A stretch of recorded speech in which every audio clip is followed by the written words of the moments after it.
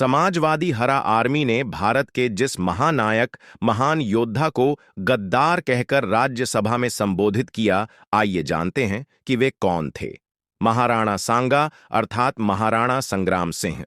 इस महान योद्धा के बारे में आप जितना पढ़ेंगे उतना ही आश्चर्य में डूबते चले जाएंगे। लगभग 100 युद्ध और अधिकांश में विजय।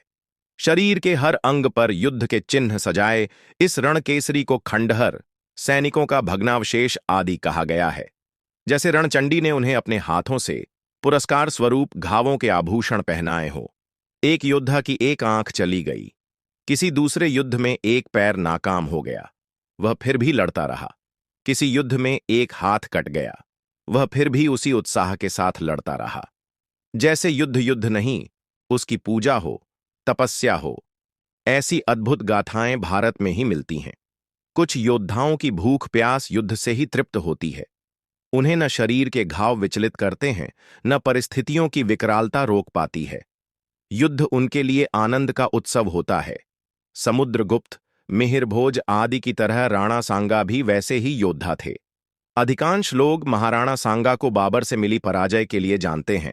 वामपंथी जिहादी इतिहासकार उन्हें लुटेरे बाबर को भारत पर आक्रमण के लिए आमंत्रित करने में पंजाब के शासक दौलत खां लोदी के बराबर जिम्मेदार बताते हैं। यह वस्तुतः भारत की वामपंथी शिक्षा व्यवस्था का दिवालियापन है। राणा सांगा खुद दिल्ली के सुल्तान इब्राहिम लोदी को 2-2 बार हरा चुके थे। उन्हें किसी बाहरी लुटेरे के सहयोग की क्या आवश्यकता थी।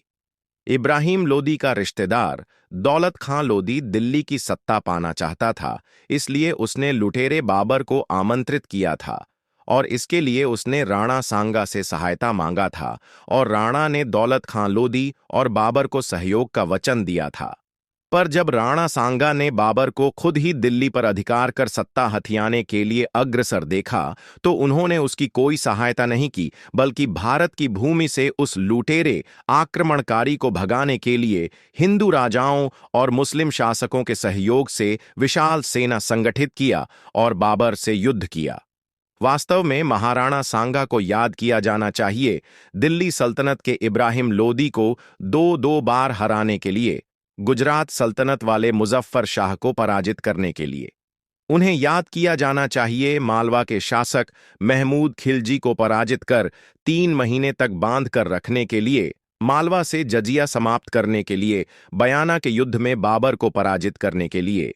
उन्हें याद किया जाना चाहिए बर्बर आतंकियों के विरुद्ध भारतीय शक्तियों का एक मजबूत संघ बनाने के लिए आदि। मेवाड़ के राणा सांगा ने मुस्लिम सेनापति की बेटी मेरुनीसा से शादी की। इसके अलावा उन्होंने 3 और मुस्लिम लड़कियों से शादी की थी। अपराजित योद्धा के तौर पर पहचाने जाने वाले महाराणा कुंभा ने भी जागीरदार वजीर खां की बेटी से शादी की थी। महाराणा सांगा की मृत्यु की कहानी भी अद्भुत ही है। कहते हैं कि उन्हें उनके सामंतों ने ही विष दे दिया। क्यों? क्योंकि खानावा के युद्ध में बाबर से पराजित होने के तुरंत बाद ही उन्होंने पुनः युद्ध की तैयारी शुरू कर दी थी।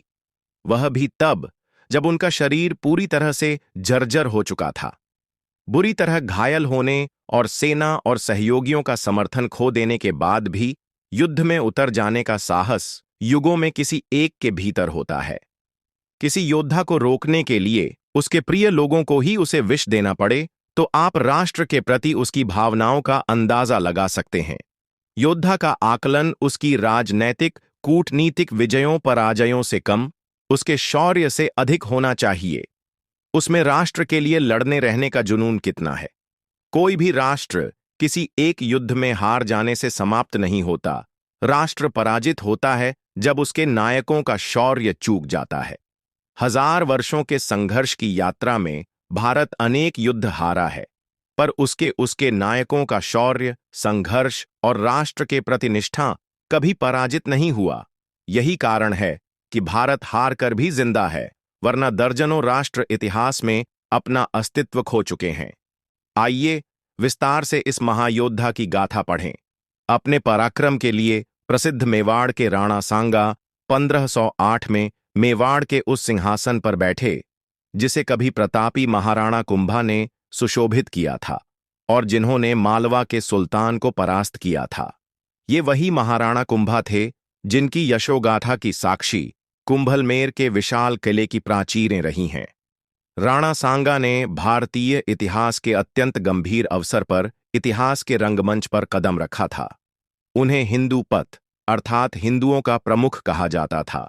जब 16वीं सदी के शुरुआती दशकों में दिल्ली के अफगान सुल्तान कमजोर हो रहे थे, राजपूताना में राणा सांगा के नेतृत्व में हिंदू राजाओं का एक विशाल संगठन उभर रहा था, जो दिल्ली में अफगान सत्ता को खत्म करके हिंदुओं की सत्ता की स्थापना करना चाहता था। देशभक्ति, कर्तव्यनिष्ठा, उदारता और शौर्य जैसे गुणों के लिए और साथ ही एक शक्तिशाली मेवाड़ रियासत के प्रमुख के रूप में भारत में राणा सांगा की अलग ही प्रतिष्ठा थी। वे मेवाड़ के सबसे महान महाराणा थे। उनके शासनकाल में मेवाड़ राज्य शक्ति और समृद्धि के सर्वोच्च शिखर पर पहुंच गया था। उन्हें मेवाड़ की प्रतिष्ठा का कलश माना जाता था। राणा सांगा अदम्य साहसी थे। एक भुजा, एक टांग और एक आंख खोने और कई जख्म खाने के बावजूद वे महान पराक्रमी थे। महाराणा सांगा ने सिकंदर लोदी के समय ही दिल्ली के अधीनस्थ इलाकों पर अधिकार करना शुरू कर दिया था। सिकंदर लोदी के उत्तराधिकारी इब्राहिम लोदी ने 1517 में मेवाड़ पर आक्रमण कर दिया था। खातोली कोटा नामक स्थान पर दोनों पक्षों के बीच युद्ध हुआ, जिसमें महाराणा सांगा की विजय हुई। इस युद्ध में तलवार से सांगा का बायां हाथ कट गया था और घुटने पर तीर लगने से वह हमेशा के लिए लंगड़े हो गए थे। खातोली की पराजय का बदला लेने के लिए 1518 में इब्राहिम लोदी ने मियां माखन की अध्यक्षता में महाराणा सांगा के विरुद्ध एक बड़ी सेना भेजी, परंतु हार का सामना करना पड़ा। इन विजयों के परिणाम स्वरूप राणा संग्राम सिंह के राज्य की सीमा आगरा के पास तक पहुंच गई। इब्राहिम लोदी का मानमर्दन करने से राणा सांगा की विजय गाथा की चर्चा सारे उत्तरी भारत में हुई, लेकिन यह गाथा यहीं खत्म नहीं हुई। सन 1519 में सुल्तान महमूद मेदिनी राय पर आक्रमण के लिए रवाना हुआ था। इस बात की खबर लगते ही सांगा भी एक बड़ी सेना के साथ गागरोन पहुंच गए। यहां हुई लड़ाई में सुल्तान की बुरी तरह से पराजय हुई। सुल्तान का पुत्र आसफ खां इस युद्ध में मारा गया तथा वह स्वयं घायल हुआ। महाराणा सांगा सुल्तान को अपने साथ चित्तौड़ ले गए, जहां सांगा ने उसे 3 माह कैद में रखा था। इस युद्ध में विजय प्राप्त करने से चंदेरी के किले के अलावा मालवा के अधिकांश हिस्सों पर राणा का कब्जा हो गया। मालवा में अपनी सत्ता स्थापित करने के बाद राणा सांगा ने मेदिनी राय को हिंदुओं पर लगाए जा रहे जजिया कर को खत्म करने का आदेश दिया। राजपूताने पर एक छत्र राणा सांगा ने अपने राजनीतिक कौशल और सैन्य प्रतिभा से सभी राजपूत राज्यों को संगठित किया और उन्हें एक छतरी के नीचे ले आए। उन्होंने अपना प्रभुत्व उत्तर में सतलज नदी से दक्षिण में नर्मदा नदी तक और पश्चिम में सिंधु नदी से लेकर पूर्व में बयाना भरतपुर तक विस्तृत कर लिया था। इस प्रकार उस जमाने में भारत में उनका हिंदू साम्राज्य काफी विस्तृत था। इतने बड़े इलाके में राणा सांगा के अलावा एक ही हिंदू राज्य था, दक्षिण का विजयनगर साम्राज्य, जो गोदावरी से लेकर कन्याकुमारी तक फैला हुआ था। बाबर अपने संस्मरण बाबरनामा में राणा सांगा को सबसे शक्तिशाली शासक बताता है, जिसने अपनी तलवार के बल पर ऊंचा स्थान हासिल किया था। कर्नल टाड के अनुसार उनके पास 80,000 घोड़े, ऊंचे दर्जे के 7 राजा, 9 राव और 104 रावल थे। 500 हाथी उनकी सेना में थे। मारवाड़ और आम्बेर उन्हें सम्मान देते थे और ग्वालियर, अजमेर, सीकरी, वही जो अब फतेहपुर सिकड़ी कहलाता है और जिनकी नगरी को वामपंथी जिहादी इतिहासकार अकबर द्वारा बसाया बताते हैं, रायसेन, कालपी, चंदेरी, बूंदी, गागरौन, रामपुरा और आबू के राजा उन्हें अपना अधिपति मानते थे। बाबर ने अपनी कम सेना के बावजूद पानीपत के युद्ध में दिल्ली के सुल्तान इब्राहिम लोदी की विशाल सेना को पराजित किया और दिल्ली आगरा पर कब्जा कर लिया था। राणा सांगा जैसे वीर और महत्वाकांक्षी योद्धा ने इस विदेशी आक्रांता को देश के बाहर निकालने का संकल्प किया और सभी राजपूतों के सहयोग से एक शक्तिशाली सेना जुटाई। राणा ने बयाना पर आक्रमण किया और वहां के गवर्नर मेहदी ख्वाजा को हराकर बयाना के किले में बंद रहने के लिए मजबूर कर दिया। राणा के साथ बहुत से शक्तिशाली सरदार हो लिए। जिनमें रायसेन का सिलहदी, हसन खां मेवाती और इब्राहिम लोदी का भाई महमूद लोदी भी था। राणा ने मान लिया कि बाबर पर विजय हासिल करने के बाद महमूद लोदी को चित्तौड़ के प्रतिनिधि के रूप में दिल्ली का सिंहासन सौंप दिया जाएगा। अब बाबर ने एक सैनिक टुकड़ी बयाना की सहायता के लिए भेजी, लेकिन वहां के दुर्ग रक्षकों से मुठभेड़ में बाबर की सेना कामयाब न हो सकी और घबराकर भाग खड़ी हुई। पराजित सैनिकों ने वापस लौटने पर राजपूतों के शौर्य, साहस और वीरता के किस्से बाबर को सुनाए। इस समय तक बाबर सीकरी पहुंच चुका था, जहां राणा सांगा पहले ही खानवा के पास एक पहाड़ी तक चढ़ आए थे। खानवा वर्तमान भरतपुर राज्य का एक गांव था। यह आगरा के पश्चिम में 37 मील और सीकरी से 10 मील दूर था। बाबर ने 1500 सैनिकों का एक दल शत्रु की स्थिति का निरीक्षण करने के लिए भेज दिया। ये भी बुरी तरह पराजित हुए और वहां से खदेड़ दिए गए। अब बाबर एक अत्यंत विषम स्थिति में पड़ गया था। सेना घबरा गई थी और राजपूतों के पराक्रम से भयभीत होने लगी थी। इसी बीच काबुल के ज्योतिषी मोहम्मद शरीफ ने बाबर को बताया कि मंगल का तारा सामने है, इसलिए बाबर की फौज की जरूर हार होगी। इससे मुगल सेना और घबरा गई और वापस लौटने की बात करने लगी। बाबर के लिए यह जरूरी हो गया था कि वह किसी तरह अपने साथियों का साहस बढ़ाए। उसने राणा सांगा के खिलाफ जिहाद का नारा दिया। बाबर की ये युक्तियां कारगर साबित हुईं और सैनिकों में उत्साह का संचार हुआ। एक निर्णायक संघर्ष खानवा में दोनों सेनाएं एक दूसरे के सामने थीं। 16 मार्च 1527 को प्रातः 9 बजे लड़ाई शुरू हुई। राजपूतों के लिए मुगलों का तोपखाना भयंकर सिद्ध हुआ। 20 घंटे चले इस भयानक युद्ध में बाबर विजयी हुआ।